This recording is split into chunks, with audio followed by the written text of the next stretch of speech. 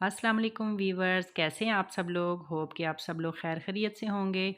तो वीवर्स, मेरी दुआ है कि अल्लाह पाक सबको अपने हिफ्ज़ व ईमान में रखे। अल्लाह पाक सबको खैर खैरियत से रखे और पाक आर्मी के जो नौजवान शहीद हुए, अल्लाह पाक उनको भी जन्नतुल फिरदौस में जगह दे और उनको आला मकाम अता फ़रमाए। तो वीवर्स, मैं आज काफ़ी दिनों बाद व्लॉग डाल रही हूँ क्योंकि मैंने लास्ट वीडियो में बताया था कि आजकल मैं घर की सफाइयों वगैरह में लगी हुई हूँ। तो यहाँ मैं आपके लिए आज बनाने लगी हूँ अचार गोश्त। तो मैंने गोश्त को अच्छे से धो लिया था और अच्छे से काट के साफ़ सुथरा करके यहाँ पे मैंने उसको पैन में चढ़ा लिया था। तो यहाँ मैं उसमें थोड़ा सा जो है वो पानी डाला था। अच्छा, तो वीवर्स, यहाँ पे इसमें मैं डालने लगी हूँ लाल मिर्च और सूखा धनिया पिसा हुआ, हल्दी, दलदल मिर्च और ज़ीरा और ये थोड़ा सा गरम मसाला ये ऐड करने लगी हूँ। ये तकरीबन सब चीज़ें जो हैं वो हाफ़ टेबल स्पून के बराबर थी। यहाँ मैं इन चीज़ों को जो है वो गोश्त में डाल दूँगी और यहाँ जो है वो गोश्त में पानी जो था बिल्कुल हल्का सा था और इनको डालने के बाद मैं अच्छे से जो है वो इनको मिक्स करूँगी और अच्छे से गोश्त में ये मिक्स करने के बाद यहाँ मैं प्याज वगैरह काट लूँगी इस तरीके से। तकरीबन 2 दरमियाने साइज़ की प्याज थी जो मैंने इस तरीके से काट ली थी। तो साथ ही मैं इसमें गोश्त में जो है मसाले डालने के बाद यहाँ प्याज भी शामिल कर दूँगी। और ये रेसिपी जो है वो जो मैंने कीमा बनाया था उससे मिलती जुलती रेसिपी है। तो गोश्त को आप जब इस तरीके से बनाते हैं तो बहुत ही टेस्टी बनता है और इसमें सारी चीज़ें जो हैं वो अच्छे तरीके से पक जाती हैं और गोश्त भी अच्छे से गल जाता है। तो यहाँ पे ये सब कुछ इसमें मैंने ऐड कर दिया था और इसके साथ ही मैंने 1 टेबल स्पून लहसुन और एक छोटी अदरक जो थी वो कतलों में काट ली थी और साथ ही मैंने हरी मिर्चें भी 2 काट ली थी। तो अब यहाँ पे ये भी मैं इसमें शामिल करूँगी। ये सब कुछ मैंने इसमें शामिल कर दिया था और साथ ही मैंने अदरक भी और हरी मिर्चें भी जो 2 काटी थी वो भी गोश्त में शामिल कर दी थी और साथ ही मैंने लहसुन का पेस्ट भी जो है वो डाल दिया था और यहाँ मैं उनको अच्छे से मिक्स कर रही थी। और लहसुन की वजह से ये होता है कि चाहे चिकन हो या बड़ा गोश्त हो तो उसमें से जो हल्की सी जो स्मेल आ रही होती है वो ख़त्म हो जाती है। तो लहसुन लाज़मी जो है वो इस तरीके से चाहे चॉप करके डालें या पेस्ट बना के डालें तो इस तरीके से लाज़मी जो है वो डालें। तो यहाँ उसमें पानी बहुत कम था तो मैंने उसमें इतना पानी ऐड किया है कि जिसमें जो है वो गोश्त गल जाए। तो अभी आपके सामने है, तकरीबन मैंने 1 गिलास से भी कम पानी जो है उसमें ऐड किया है और अच्छे तरीके से सारी चीज़ें जो है जब उसमें मिक्स हो गई तो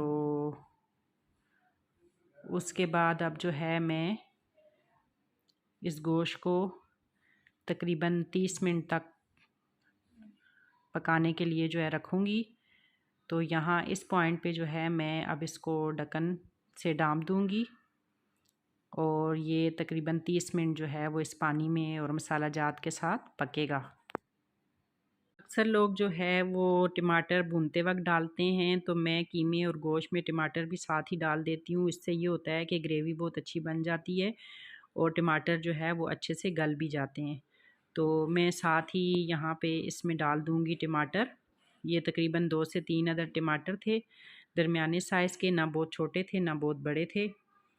तो मैं इन सब चीज़ों के साथ ही इसको डालूँगी और ये अच्छे से पक जाएंगे और अच्छे से गल भी जाएंगे। जैसे ही गोश्त गलेगा साथ ये भी टमाटर, प्याज वगैरह और हरी मिर्चें वगैरह सब कुछ सही तरीके से गल जाएंगे। तो यहाँ मैं टमाटर जो है वो साथ ही मैंने उनके डालने थे पर काटे मैंने बाद में तो इसलिए मैं अभी ऐड कर रही हूँ। तो टमाटर भी यहाँ पे मैंने ऐड कर दिए गोश्त में। तो जिस तरह मैंने बाकी मसाला जात और बाकी चीज़ों को मिक्स किया है तो यहाँ पे मैं टमाटर को भी इसमें अच्छे से मिक्स करूँगी। और अब देखें बाकी चीज़ें, प्याज वगैरह जो है वो थोड़ा थोड़ा गल भी गया है। अच्छा, तो वीवर्स, यहाँ मैं बात करना चाहूँगी उन पाक फ़ौज के नौजवानों के बारे में जो कि हेलीकॉप्टर के थ्रू जो है वो बलूचिस्तान में जो सैलाब आया है उसमें मदद के लिए जो है वो जा रहे थे लोगों की। तो उनका हेलीकॉप्टर जो है वो गिर कर तबाह हुआ है। तो वो 6 नौजवान जो हैं वो शहीद हुए हैं। तो अल्लाह पाक उनको जन्नतुल फिरदौस में आला मकाम नसीब फ़रमाए और अल्लाह पाक उनकी रूहों को जो है वो बुलंद दर्जे पर पहुँचाए।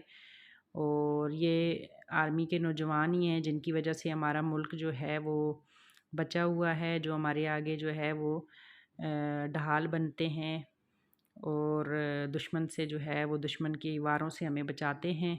तो अल्लाह पाक उनके घर वालों को सब्र जमील अता करे और उनकी फ़ैमिली को अल्लाह पाक जो है वो सब्र से रहने की तौफ़ीक दे और साथ उनके बच्चों को भी अल्लाह पाक सब्र दे।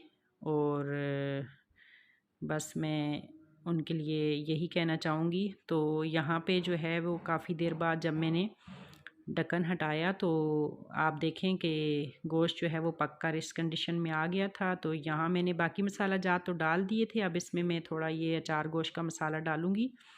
तकरीबन ये 1 टेबल स्पून के बराबर था। तो मैंने कहा थोड़ा इसका टेस्ट मज़े का हो जाएगा, अचार गोश्त वाला आ जाएगा इसमें टेस्ट। तो यहाँ मैंने मसाला भी इसमें ऐड कर लिया था।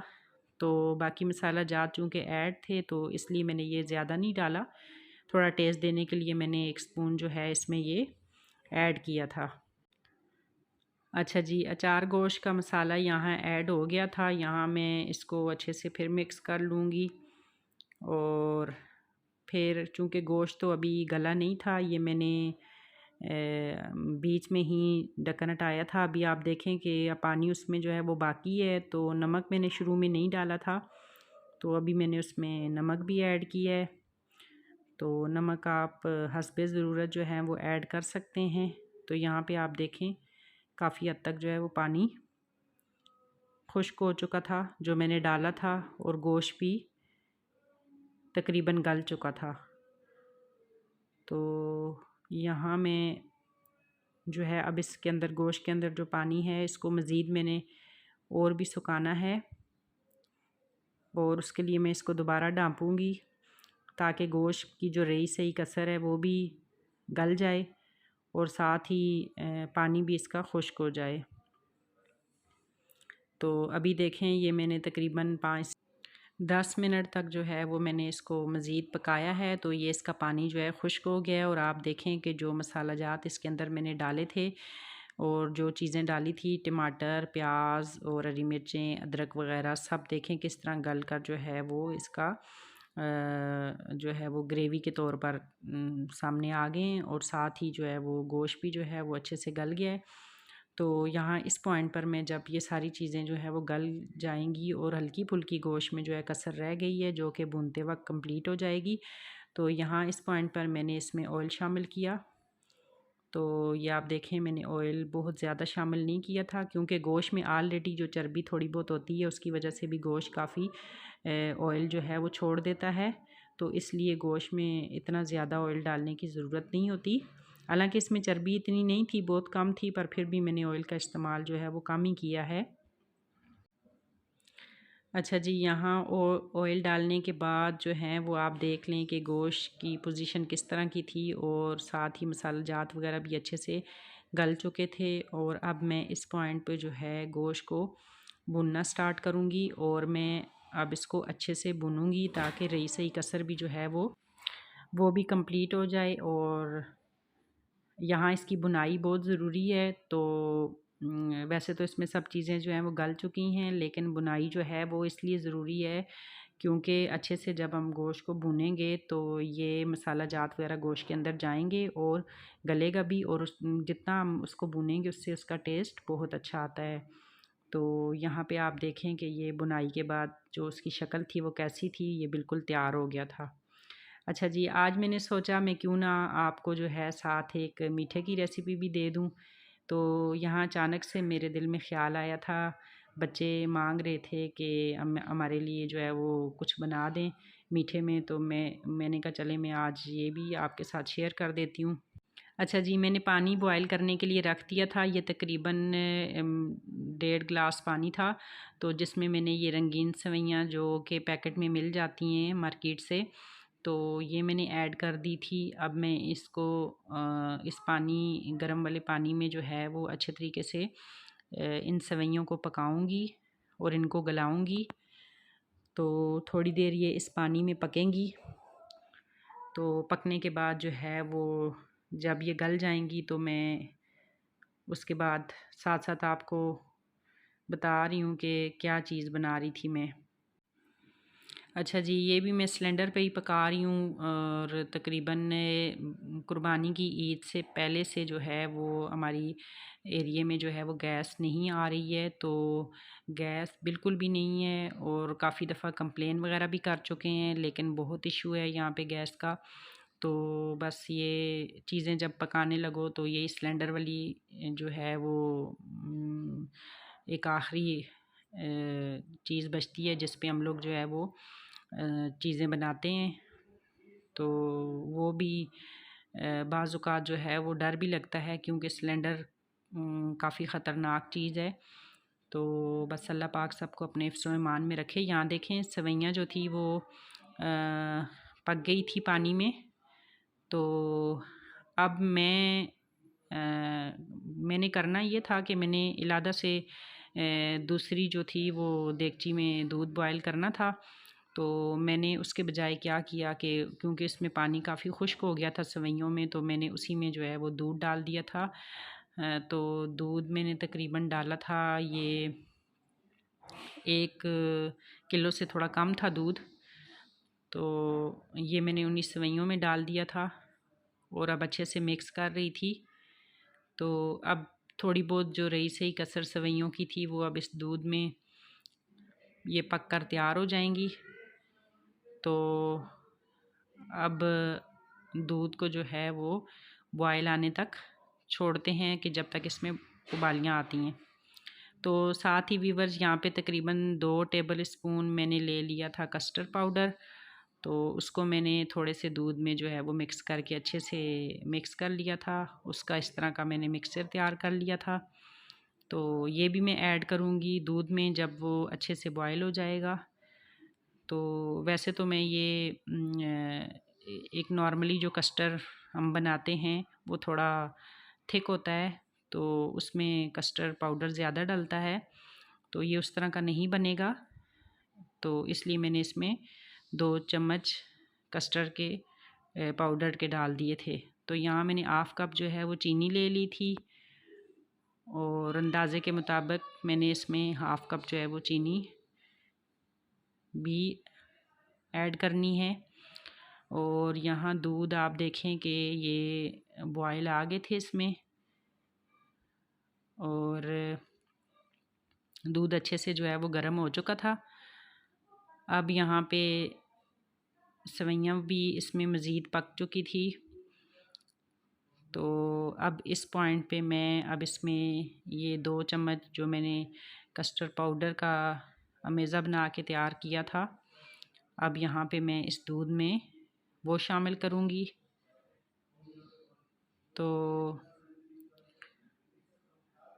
ये एक किस्म की लबे शीरी भी बन रही थी। ये रेसिपी जो थी वो लबे शीरी से मिलती जुलती थी। और यहाँ पे आप देखें कि ये दूध जो है वो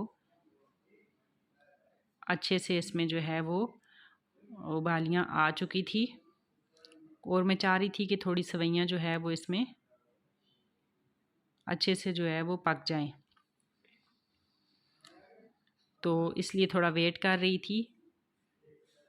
कस्टर्ड पाउडर जो मैंने बनाया था वो मैं अभी इसमें ऐड नहीं कर रही थी, मैं यही देख रही थी कि सेवइयाँ मज़ीद इसमें थोड़ी सी और पक जाएं। पानी में तो पकी हैं लेकिन इसमें भी मज़ीद पक जाएं।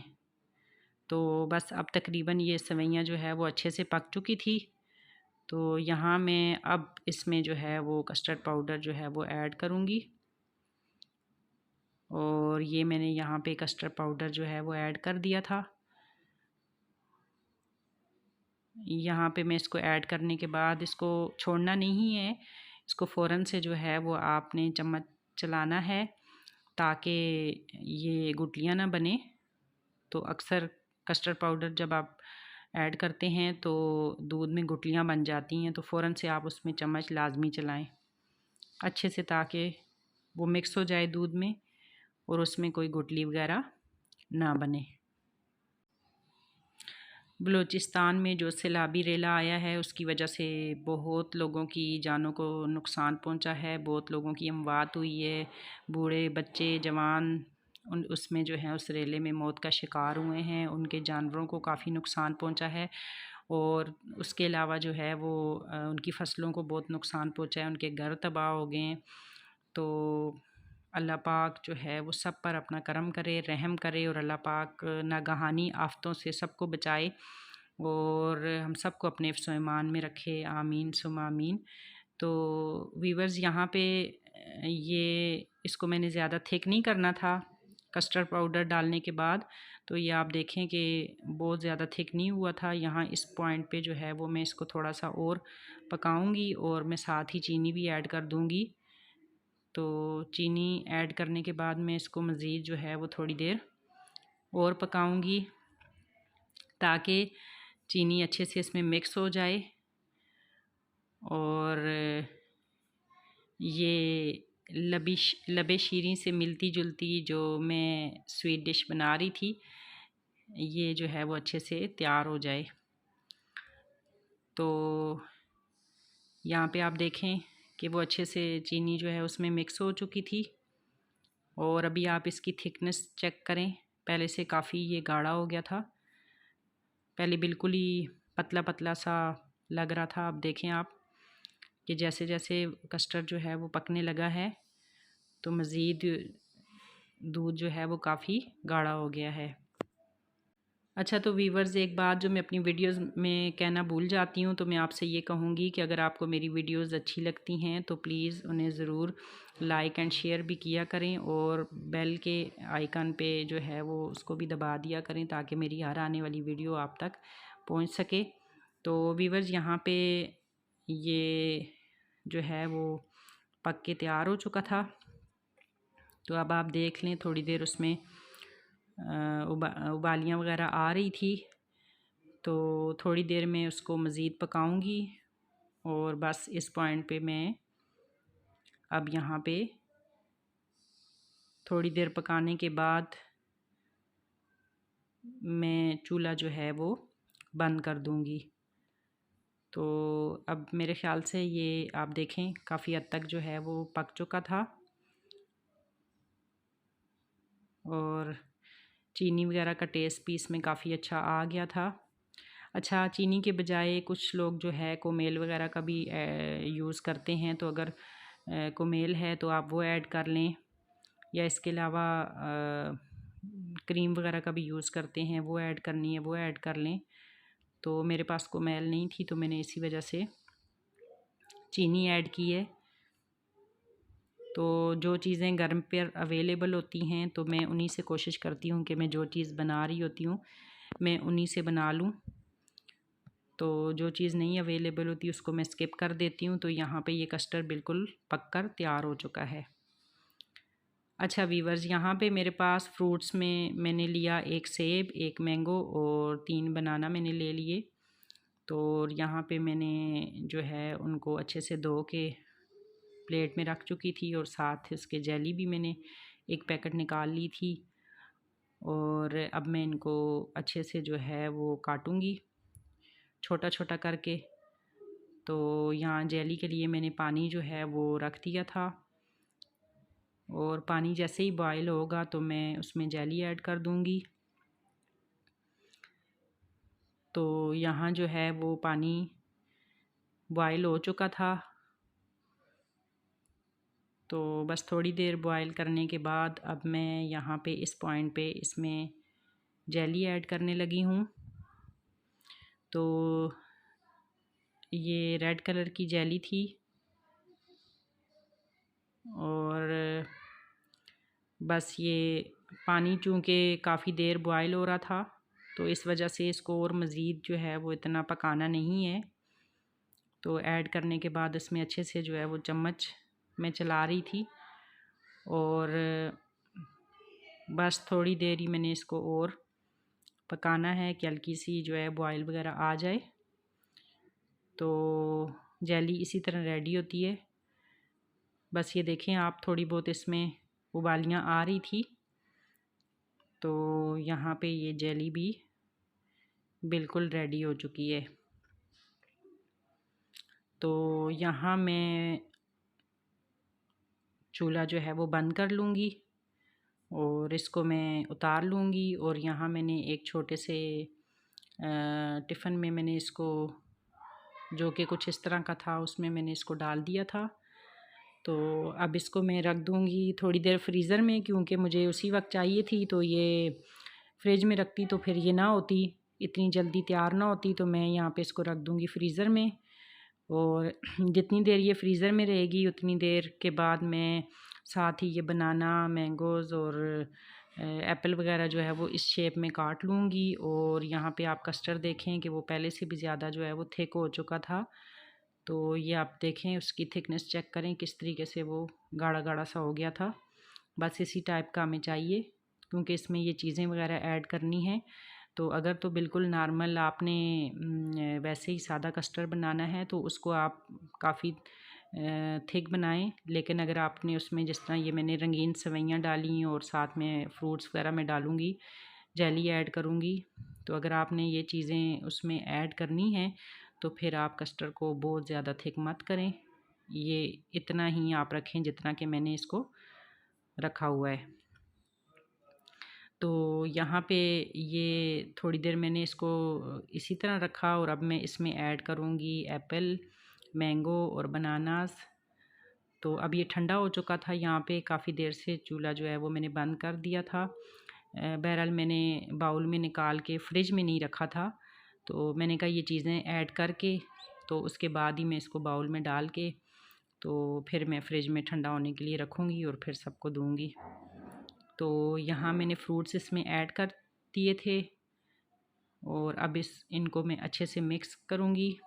तो बहुत ही मज़े का इसका टेस्ट था, बहुत ही मज़े का बना था, क्योंकि बनाना जो थे वो थोड़े कम मीठे होते हैं और मैंगो ज़्यादा मीठे थे और एप्पल भी थोड़ा कम मिठास वाला होता है।